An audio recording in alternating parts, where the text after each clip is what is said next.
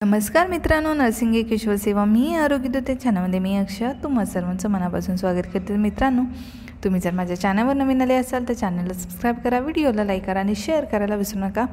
तर आजच्या व्हिडिओमध्ये आपण बघूया कोलोस्टमी MSN 1 मध्ये विचारला जाणारा महत्त्वपूर्ण प्रश्न JNM फर्स्ट इयर स्टुडंटसाठी JNM सेकंड इयर स्टुडंटसाठी। तर आपण त्याची डेफिनेशन बघूया। कोलोस्टमी म्हणजे नक्की काय?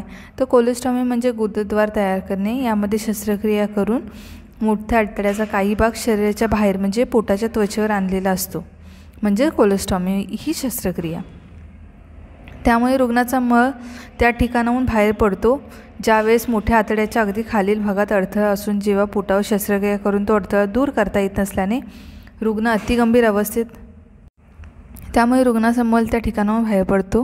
ज्यावेळेस मोठ्या आतड्यांच्या अगदी खालील भागात अडथळा असून जेव्हा पोटावर शस्त्रक्रिया करून तो अडथळा दूर करता येत नसल्याने रुग्ण अतिगंभीर अवस्थेत जातो, तेव्हा अगदी तातडीचा उपाय म्हणजे इमर्जन्सी मेजर्स म्हणून इलिओस्टोमी ही शस्त्रक्रिया करतात।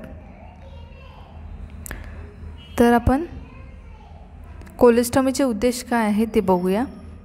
तर पेल्विक कोलन किंवा गुदाशयाला अभाव झाला असता कायमस्वरूपाची व्यवस्था म्हणून कोलोस्टमी करतात।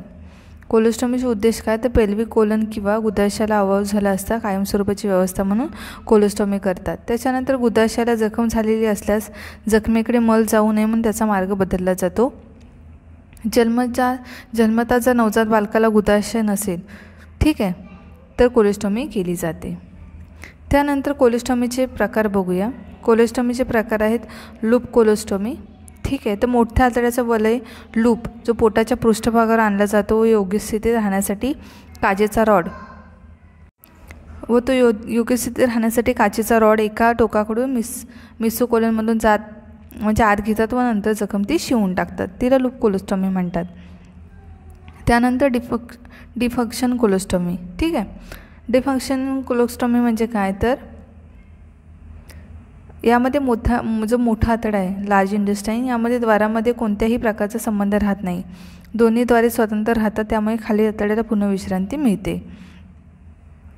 त्यानंतर आहे टर्मिनल कोलोस्टमी। टर्मिनल कोलोस्टमी म्हणजे काय? तर खालील बाजूचे मोठे आतडे पूर्ण काढून टाकलेले असते तेव्हा ही शस्त्रक्रिया करतात। यामध्ये आतड्याचे एकच द्वार असते। आतड्याची म्युकस मेम्ब्रेन्स पोटावरील त्वचेशी शिवून टाकतात।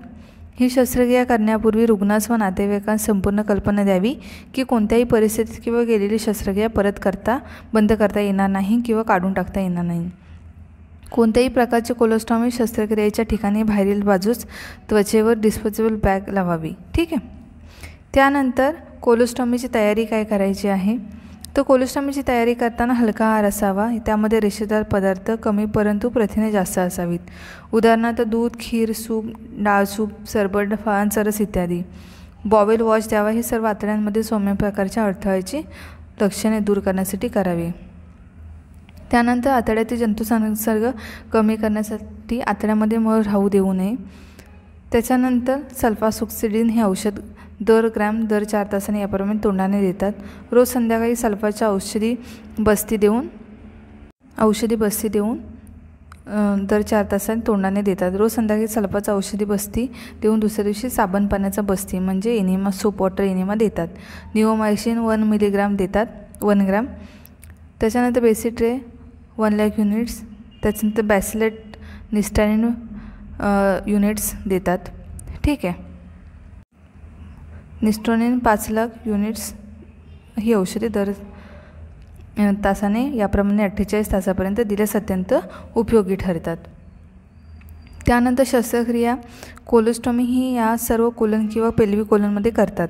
कोलोस्टमी ही शस्त्रक्रिया करताना डायथर्मिक किंवा थर्मोकॉट्रीने आतड्यामध्ये द्वार उघडतात। त्यानंतर परिचारिका व्यवस्थापनमध्ये काय आहे? तर आतड्यांवर द्वार उघडल्याबरोबर आधी भरपूर वायू बाहेर पडल्यामुळे रुग्ण चांगलाच आराम पडतो। काही वेळेपर्यंत आतड्यांच्या हालचाल नियंत्रण येत नाहीत, ते अनियमित असतात, म्हणून आतड्यांची हालचाल नियमित होईपर्यंत रुग्णास हलका आहार द्यायचा आहे। त्यानंतर 15 मिली लिक्विड पॅराफिन दिवसातून 3 वेळा द्यावे किंवा डल्कोलॅक्स सपोजिटरी कोलोस्टमीच्या द्वारातून आत सरकवून ठेवावी, त्यामुळे आतड्यांची हालचाल वाढते व आतील घट्ट पातळ मळ होऊन बाहेर येण्यास मदत होते।